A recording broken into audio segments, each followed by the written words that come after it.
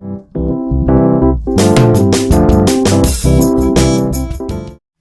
यहाँ हमको प्रूव करना है इस प्रश्न में कि 1/√2 और 7√5 इरेशनल नंबर्स है।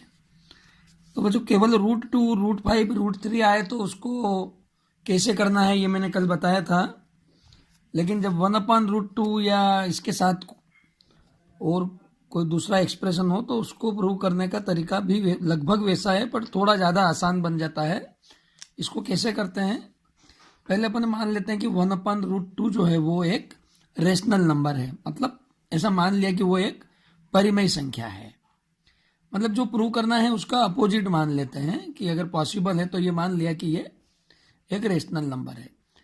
अब रेशनल नंबर है तो इसको हम a/b या p/q के फॉर्म में लिख सकते हैं, जबकि ये दोनों ही नंबर a और b को प्राइम इंटीजर है और जो डिनोमिनेटर वाला नंबर b है वो नॉन जीरो है, मतलब वो जीरो नहीं है। तो लगभग सभी सवाल में आपको ये तो लिखना ही पड़ेगा कि a और b या p और q वो को प्राइम है और जो डिनोमिनेटर है वो नॉन जीरो है, मतलब जीरो नहीं है, इसके अलावा कुछ और नंबर है। अब यहाँ √2 को अपन रेशनलाइज कर देते हैं, यानी इसको √2 से मल्टीप्लाई और डिवाइड किया तो √2 और √2 2 हो जाएंगे और इस 2 को इधर ले लिया तो 2a हो जाएगा। तो a इंटीजर है तो 2a भी इंटीजर हो जाएगा, b पहले से इंटीजर है तो इंटीजर अपॉन इंटीजर एक रेशनल नंबर होता है और √2 इरेशनल नंबर है और दोनों इक्वल नहीं हो सकते, इसलिए ये एक कंट्राडिक्शन है, ये विरोधाभास है। तो हम जो यहाँ सपोज किया है, एज्यूम किया है, ऐसा माना है कि ये रेशनल नंबर है, ये गलत है, ये सही नहीं है, यानी कि ये फिर इरेशनल नंबर है। ठीक वैसे ही 7/√5 को भी अपन पहले a/b ले लेते हैं। ए बी के बारे में वही लिखना है, सबकी को प्राइम इंटीजर्स है, मैंने लिखा नहीं है बट आपको लिखना पड़ेगा। और b जो है वो जीरो नहीं है। अब 7 को इधर नीचे शिफ्ट कर दिया तो a/7b हो गया, तो √5। बच्चों इस प्रकार के सम में ये ध्यान रखना कि आपको लेफ्ट साइड में सिर्फ √2, √5, √3 ऐसे ही नंबर को रखना है कि बाय थ्योरम वो रेशनल हम प्रूव कर चुके हैं तो उसका यूज हम कर पाएंगे।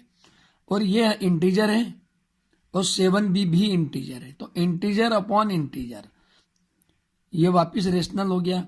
तो राइट हैंड साइड वाला नंबर तो रेशनल है, लेकिन लेफ्ट हैंड साइड में हमने कल प्रूव किया था एक थ्योरम में कि √5 जो है वो इरेशनल है। तो irrational number is equal to rational number, ये एक कंट्राडिक्शन है, ये एक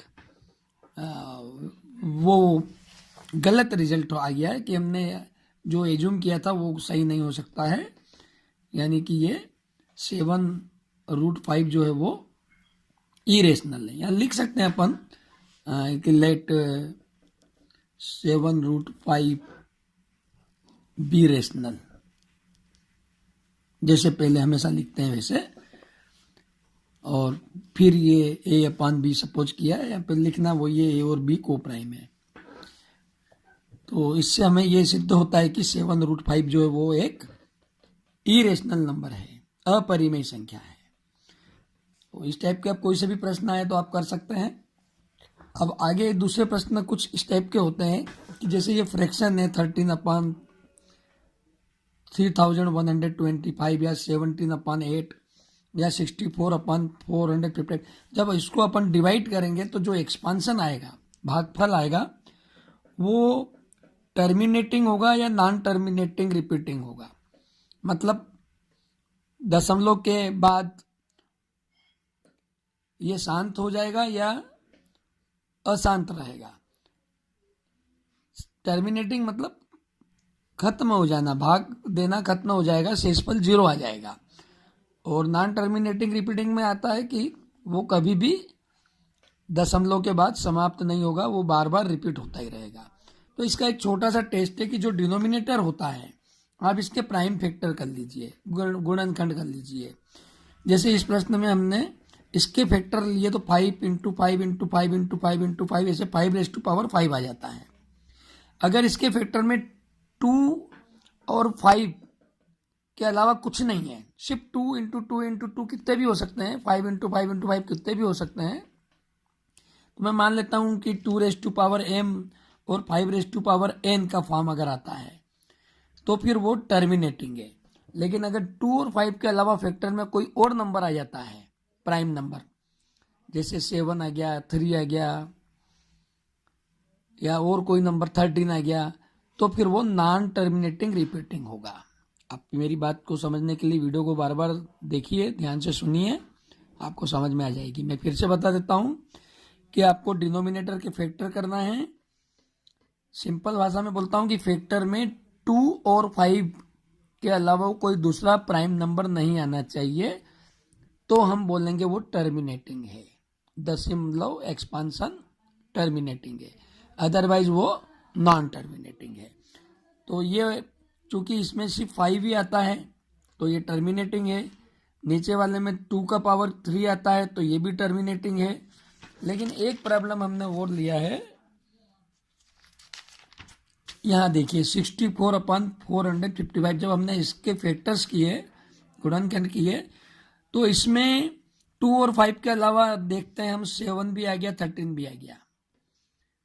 जब तक 2 और 5 है तो चलेगा, अब 2 2 2 कितना भी चलेगा, 5 5 5 कितना भी चलेगा, पर 2 और 5 के अलावा दूसरे फैक्टर्स नहीं होना चाहिए।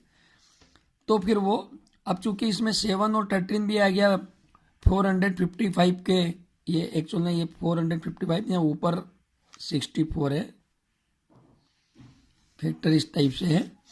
तो यहाँ पे क्या होता है कि चूंकि इसके अंदर गुणनखंड में ये 7 और 13 भी आ जाता है तो ये नॉन टर्मिनेटिंग रिपीटिंग हो गया। ओके, थैंक यू बच्चों।